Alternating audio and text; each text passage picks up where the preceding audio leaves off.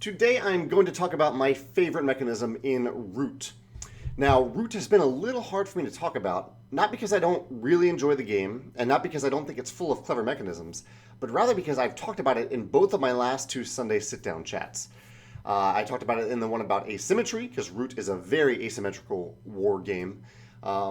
And I talked about it in terms of last week's video about having games that have multiple actions, where you take multiple actions in the same turn. Because turns in Root can actually take a little while. It's the only thing that I struggle with in Root. Everything else I think is brilliant. But so if you really, the mechanisms that I would say I admire the most are in my asymmetry video. I'm going to talk about them a little bit today.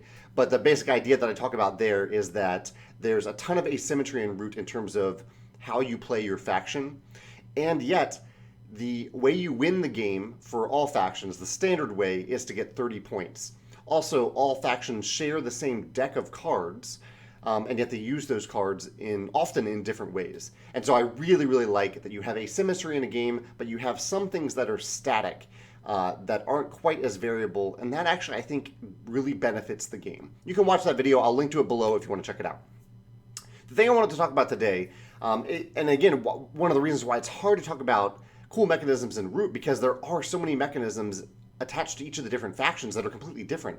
But one of the overarching themes that I thought I might mention is the idea that Root, even though it is a war game, I've also really come to realize by playing 3 different factions now that it is very much an engine building game in different ways.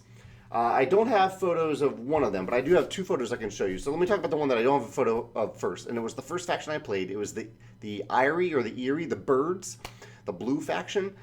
And they are a programming faction where you are taking these cards and you're programming for this faction to either move or attack or build or recruit.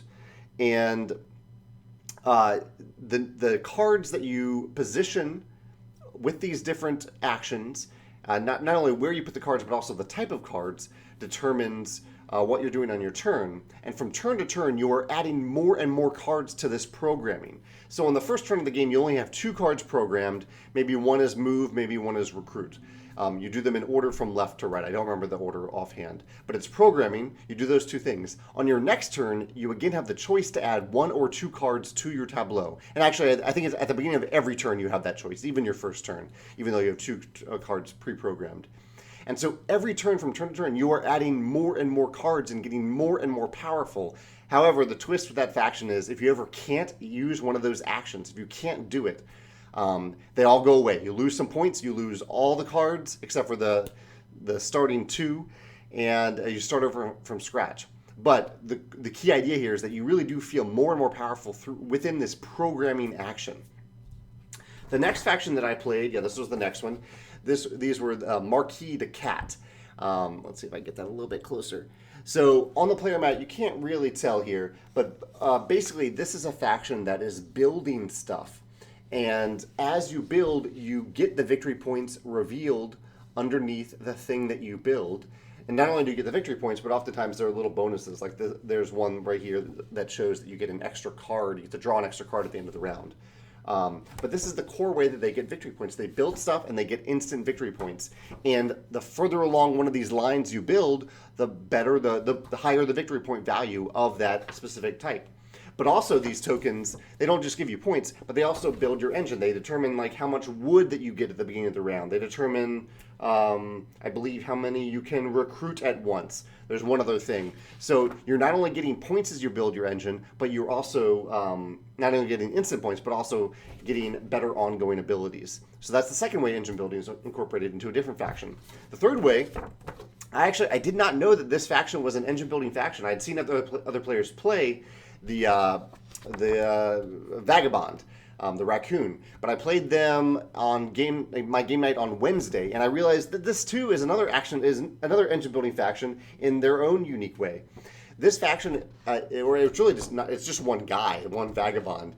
He is focused around accumulating these item tokens, and all of his actions, you can't read them here, but all of his actions are tied to those tokens. So when you take an action, you flip over the corresponding token and you take that action.